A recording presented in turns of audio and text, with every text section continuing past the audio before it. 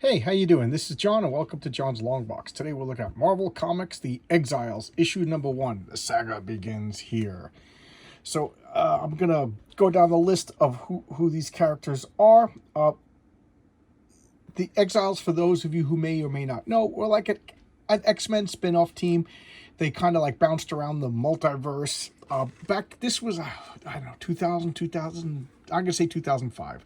Back when the idea of the multiverse to me wasn't a huge pain in the neck. I'm really tired of it. I think it's a cop-out. It just basically means there's no consequences. But this was kind of like a unique spin on it. These are like variations of so this is Magnus. I think, yeah, he's the son of a Rogue and a Magneto from a alternate dimension. This is Blink. I don't know if she's like our Blink or from another dimension. I kind of forget.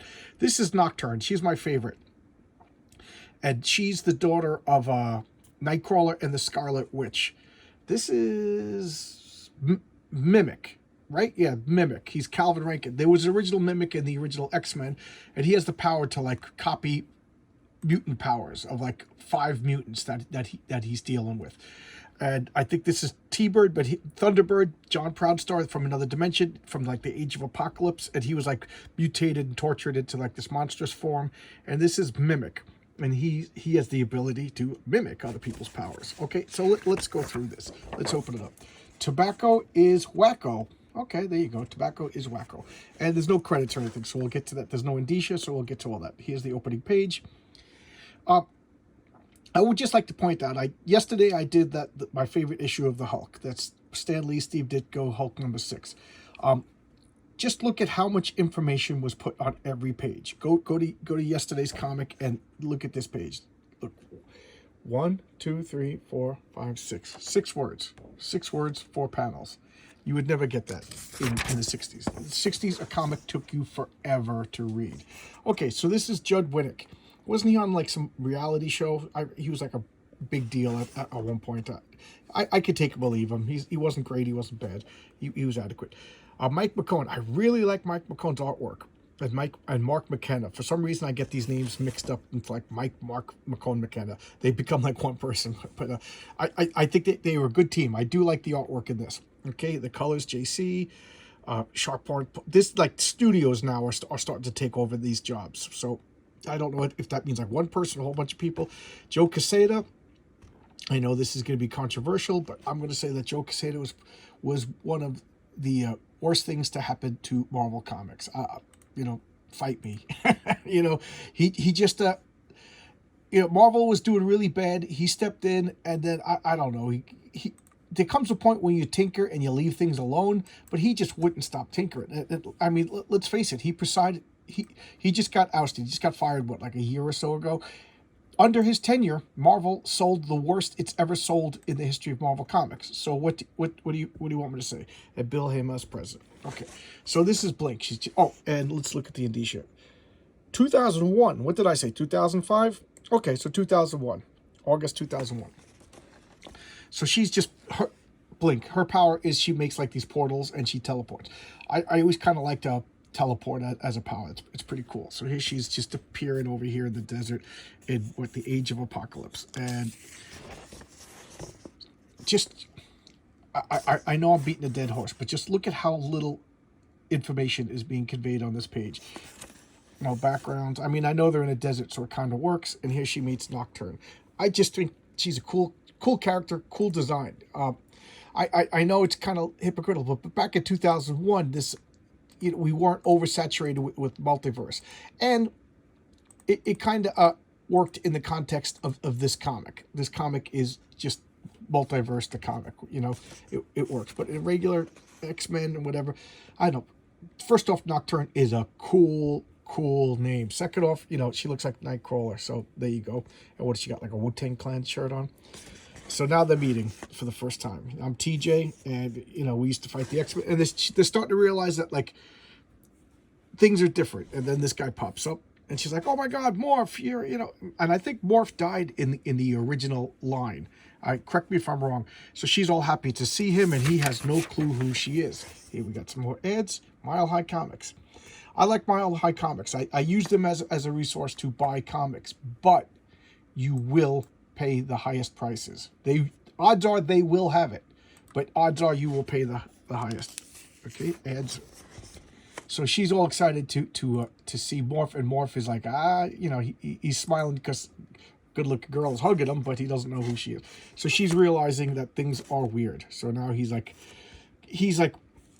the horny Deadpool goof kind of guy. So now he's like proposing to her in a tuxedo or anything like that. And what's her shirt say? Butt monkeys. Okay, I thought it was a Wu-Tang Clan shirt. So here is John Proudstar Thunderbird, and I showcased I didn't show the issue where he died. I showcased Giant Size X-Men #1, but he was only in 2 comics for the longest time, and that was like another thing. He was one of the few superhero comic book characters that actually stayed dead when they were dead. So like John Proudstar, Ben Parker, and then Bucky, and then one by one they all got reversed. But John Proudstar died, and I think James Proudstar was his twin brother or little brother or whatever. They brought him back. Cool. It was a waste of to kill him off after 2 issues. It was a waste of such a great design.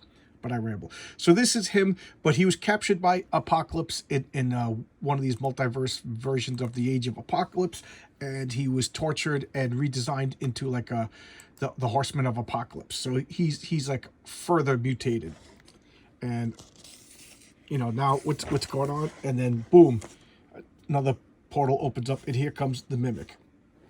He's like, and in the X-Men proper, the regulars, 616, the normal X-Men, he was a jerk. Calvin Rankin, the Mimic, when he showed up, he could copy all the other X-Men's powers. He has like space slots to not absorb, but copy other mutants' powers. So at this point in time, he has Angel's Wings, he has Cyclops' Eye Blasts, I think, or at least he did in most of his appearances, like the Beast's oversized fists and agility, and then Iceman's powers. But who knows what he has here, because it's a different character. Look at this guy. Okay, see him. And then the last guy to show up is Magnus, and this is the child of Magneto and Rogue from another dimension. And this Magneto turned good. He repented, and he lived happily ever after with Rogue. They had the son, and he has the Magneto's powers, but he unfortunately has a variation on his mother's powers. If he touches you, you basically turn into like an inanimate metal statue, and that's what happened to Rogue. So he basically killed his mother, and then Magneto went berserkowitz and declared, like, all of his goodwill was lost, and now he's a bad guy again. So he has this guilt. Guilt is such a good flaw or characterization part to put in a superhero. That's Spider-Man's motivation. Guilt works wonders. Rick Jones is guilty because he inadvertently created the Hulk. And who is this guy? This guy is the Time Broker. Ta-da! So they all appear in the Time Broker's kitchen, and they're going to attack him. What's going on? And he's telling them that, I forget if they ever fully explained him, but he says that he's a collective like figment of all their imaginations, or their collective unconscious, or whatever you want to call it. And he tells them that they all became unstuck from time. So they none of them belong where they are. And they're perfect agents to correct. So there's something wrong with various realities. And they got to go. See, I don't know why they call him time and stuff like that, because he's not. They're going through reality. It's more than just time. So they got to go. He's giving them their mission statement. You got to go through the different realities and fix what's wrong, because if these realities go wrong, they could create like a domino effect, and we could have like a Crisis on Infinite Earths to steal from DC Comics. And he's like, yeah, sure, I don't buy it, because he's a big animal guy. And then they calm down. Oh, did I skip a page? No. So they're all sitting down talking. What are they going to do? Modern Marvel. I'm going to draw the dividing line. 2001 is Modern Marvel, because Modern Marvel always has the drinking tea and they're having muffins. That's like, if they're sitting down drinking tea and having muffins, that's Modern Marvel. Okay? And I appreciate that there's more dialogue. And notice that thought balloons kind of disappeared. And there's not too much of those. I used to call them yellow boxes as a kid, but the caption boxes. You don't see too much of them anymore. So everything is, all information is conveyed by discussion. And discussion, to me, I don't know, you lose a lot. You don't really get all the information from this. I loved I loved thought balloons, and I loved caption boxes. And here we got, what is this? I don't know. Who cares?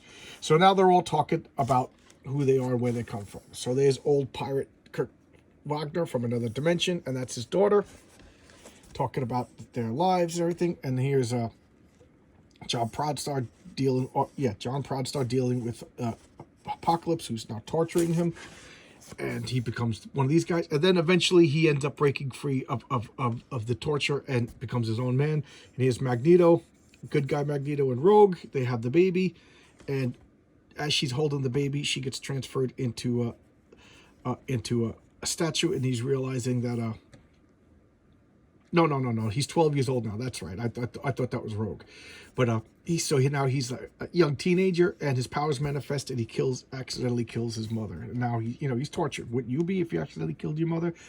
And now Morph's talking about him. He was killed in our universe, but this is Mimic. He was a bad guy. He was one of the main guys in the Brotherhood of Evil Mutants, and he did a lot of bad. He went to jail, and when he came out, he paid his debt to society. Xavier recruited him for the X-Men, and now he's a good guy.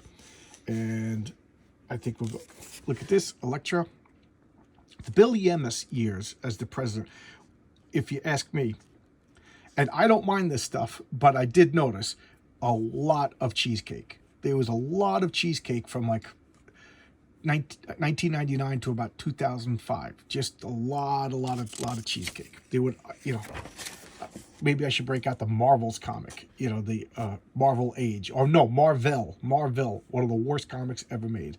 I don't usually like to do hate videos. I did one hate video, and it's actually one of my better videos. Check out the Modern Avengers. I did one of the more recent Avengers comics. All right, so now he's going. He's talking about he's saving people and helping people. He's a good guy now, and he finds it more fulfilling. Blah blah blah. So he's like, there you go. Now you know who you are. Introductions out of the way. Let me tell you what you need to do. And here we have Marvel Knights, The Punisher by Garth Ennis. This was awesome. I showcased one of those.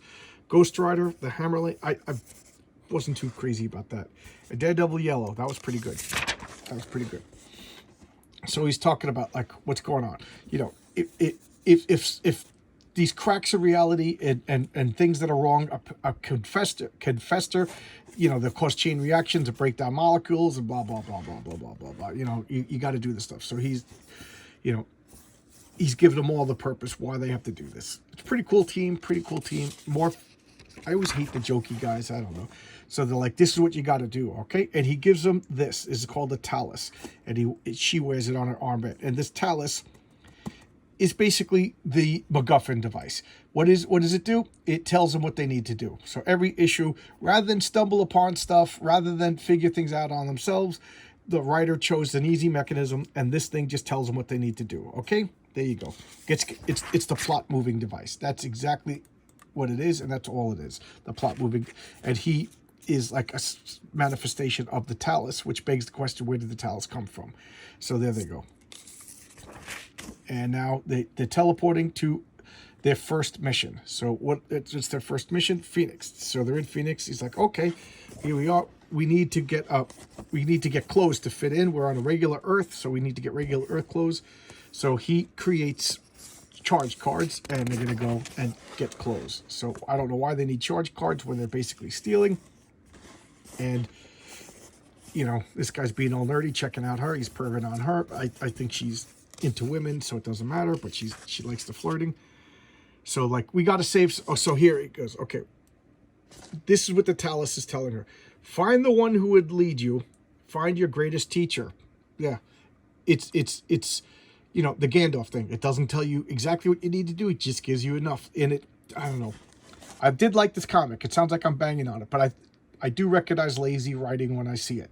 This is just the MacGuffin device. This is just the manifestation of lazy writing. So they're like, we got to save Charles Xavier. Da-da-da-da-da-da.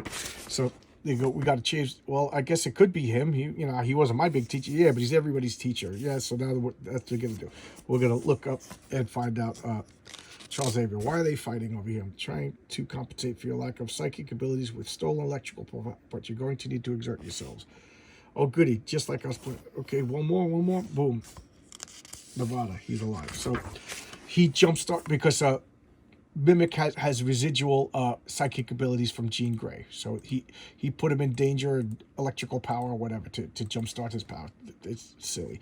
So they find out that Xavier is in solo custody in this like super vault, and they also finding out that this planet has this reality has a zero tolerance for any superheroes, not just mutants. They'll kill you. So begs the question, why is Xavier not killed? He's locked up. So they bust in, they're fighting everybody, fighting robot sentries, fighting blasting, fighting the human guards, fight, more fights, and they finally make it in, and there's Xavier. Go T Xavier. So what that should be your first hit. Go T Xavier. So now they're fighting, they're breaking Xavier out, and she's got I forget what exactly her power is, but she can stick to walls. She's acrobatic, and she has the hex powers like the early Scarlet Witch. So she's causing problems for the bad guys, which is good things for them, and they're teleporting out of there. And now they got Xavier. It's like, okay, so now Magnus using his, because Magnus almost has like the Metal Master. If you saw my Hulk from yesterday's video, he almost has like that. He could change. That's the Incredible Hulk #6 for those of you who are just watching this at a future time. So he's just pulling out like these metal implants that were put into his brain to stop his power. And he's like, what? I'm free. And he's like, silly girl, I'm inside your heads. I know it already. And he attacks them. Ta-da-da-da-da-da. This Xavier is the bad guy. But we knew that because he had the goatee. Like I said, Judd Wennick, now that I'm looking about this, I said he was adequate. I'm starting to think he's kind of lazy. He goes, and it's time we assumed our place in the world. It will begin with the end of humanity's reign. It's time for the extermination. So he's Magneto. So da-da-da-da-da-da. Who are they supposed to save? Magneto is the teacher on this planet. And why? Why didn't they know that? Because the plot needed you not to know that. Because the Talus can't tell them. The Timekeeper created this machine to tell them what to do, but it tells them in such a vague way that they could still mess up. Oh, and if once their purpose is done, their vaguely defined purpose, they get to go back, because they were plucked at the moment before they were killed, maimed, crippled, or disintegrated, whatever. So if they go back, that problem will be fixed, and they'll be able to live the rest of their lives in peace. So there you go. It's you know what? I liked it more when I read it the first time. Now I'm talking about it, I'm recognizing how lame it sounds. Yeah, okay. I'm sorry, guys. The thrill is gone. It was fun. And I didn't collect this when it first came out. I think it was around 2010 or so. I bought a full run. Somebody was offering up a full run on eBay, and I just bought the full run. I forget what I bid. But there you go. Exiles. It's okay. It's fun. The art is fine. It's good super heroics. But man, I'm starting to realize the lazy writing, the lazy writing. But I enjoyed it when I read it for the first time. All right, thanks a lot, guys. I hope you enjoyed this video. I hope I don't know, you watch my videos for information or entertainment. Oh, you know what? What do you like best about my videos? Do you like the information? Do you like my sarcastic wit? Do you like the fact that my brain is melting and I can't remember details? Just let me know. I'm pretty cool with criticism, and I really do love the interaction with everybody. So, all right, I'll see you tomorrow with another video, guys. All right, bye-bye.